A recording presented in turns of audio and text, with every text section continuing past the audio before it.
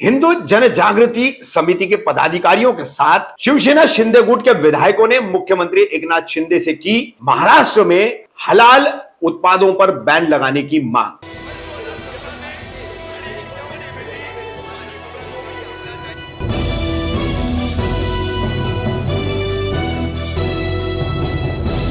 मैं रफीक कामदार हिंदुस्तानी रिपोर्टर में आपका स्वागत है। हिंदुस्तान भारत में हलाल प्रोडक्ट्स है और हलाल है या नहीं ये लिखे जाने का भी एक प्रावधान है और एक प्रक्रिया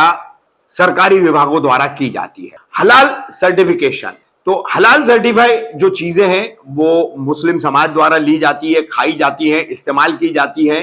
अब इस पर जो भी फर्जीवाड़ा किया जा रहा था इन सर्टिफिकेट्स को लेकर उत्तर प्रदेश में, उसका मामला सामने आने के बाद उत्तर प्रदेश सरकार ने समूचे हलाल सर्टिफिकेशन प्रोसेस पर या उस प्रक्रिया पर बैन और प्रतिबंध लगा दी। अब इसी का अनुसरण महाराष्ट्र में होने जा रहा है। महाराष्ट्र का शीतकालीन विधानसभा का सत्र चल रहा है नागपुर में। नागपुर विधान भवन में हिंदू जन जागृति समिति के महाराष्ट्र के राज्य संगठक हैं सुनील घनवट और उनके साथ नागपुर के संगठक हैं अभिजीत पोलके तथा उनके अन्य कई साथी। इन सबके साथ मिलकर मौजूदा राज्य सरकार में शामिल शिवसेना शिंदे गुट के विधायक प्रताप सरनाईक, शिवसेना की प्रवक्ता तथा विधायक मनीषा कायंदे, प्रकाश सुर्वे, भरत गोगावले, बालाजी कल्याणकर, इन सभी ने मुख्यमंत्री एकनाथ शिंदे से मुलाकात कर उन्हें एक ज्ञापन दिया और ज्ञापन देकर महाराष्ट्र में हलाल पर बैन लगाने की मांग की। इस पर चर्चा करने के दौरान मुख्यमंत्री ने उनसे कहा कि यह बात उनके कान पर आ चुकी है और मेरा तो यह कहना है कि भारत में हलाल की आवश्यकता क्या है, हलाल प्रोडक्ट का मतलब ही क्या है। बहरहाल ये इस संबंध में सुनील घनवट की एक प्रतिक्रिया है, उनकी एक वीडियो बाइट है, वो हम आपको दिखाएंगे, तस्वीरें दिखाएंगे। मनीषा कायंदे जो शिवसेना शिंदे गुट की प्रवक्ता भी है, विधायक भी है, उनके साथ प्रताप सरनाईक, बालाजी किनीकर, प्रकाश सुर्वे, भरत गोगावले सभी है और इन्होंने मुख्यमंत्री को महाराष्ट्र में हलाल बैन करने के लिए जो ज्ञापन दिया है उसकी तस्वीरें भी हम आपको दिखाएंगे। अब इस मौके पर हिंदू जन जागृति समिति की तरफ से हलाल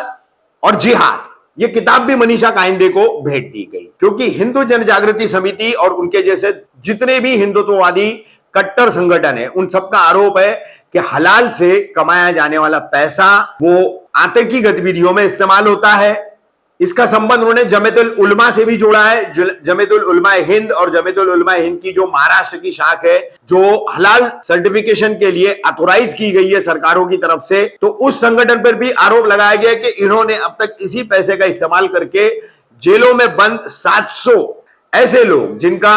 इंडियन मुजाहिदीन, लश्कर तोयबा, इस्लामिक स्टेट, अन्य आतंकी संगठनों से इनके नाम जुड़े हुए थे, ऐसे लोगों को रिहा करने में पैसा खर्च किया है। तो ये एक अब जमीन तैयार कर दी है राज्य में मौजूदा सरकार में शामिल शिवसेना, मुख्यमंत्री एकनाथ शिंदे का जो गुट है शिवसेना, उनकी जो पार्टी है, उनके विधायकों ने, और उन्होंने भी बता दिया है कि हिंदुत्ववाद के प्रचार में और मुसलमानों को निशाना बनाने में हम भी किसी से पीछे नहीं है। तो तैयार हो जाइए महाराष्ट्र के मुसलमानों, आपके हलाल सर्टिफिकेशन पर अब बैन लगने की तैयारी है, क्योंकि खुद मुख्यमंत्री ने कह दिया है कि भारत में हलाल का औचित्य क्या है और हलाल की जरूरत क्या है।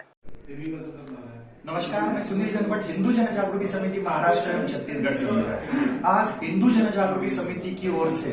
हमने माननीय मुख्यमंत्री एकनाथ जी शिंदे साहब है, इनसे एक शिष्टमंडल के माध्यम से उनको मिले और जिस प्रकार से उत्तर प्रदेश सरकार ने हलाल उत्पाद पे या वो देने वाले जो एनजीओ है उन पे पाबंदी लाई है, उसी प्रकार से पाबंदी महाराष्ट्र में लाई जाए, ये मांग हमने वहां पे की हुई है। माननीय आमदार जो हमारे यहाँ की मनीषा कायंदे जी है, प्रताप सरनाईक जी है,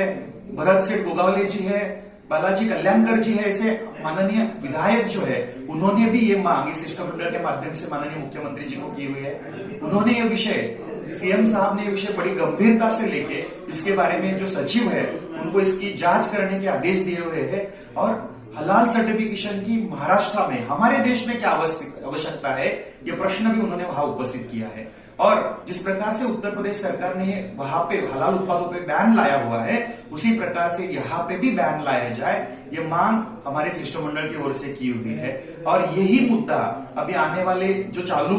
विधानसभा का अधिवेशन है उसमें भी उठाया जाएगा, ऐसे माननीय विधायक मनीषा कायंदे जी इन्होंने बताया हुआ है। जब तक महाराष्ट्र में इस पे बैन नहीं आएगा तब तक हिंदू जन जागृति समिति और सभी संगठनों का ये आंदोलन चलते रहेगा।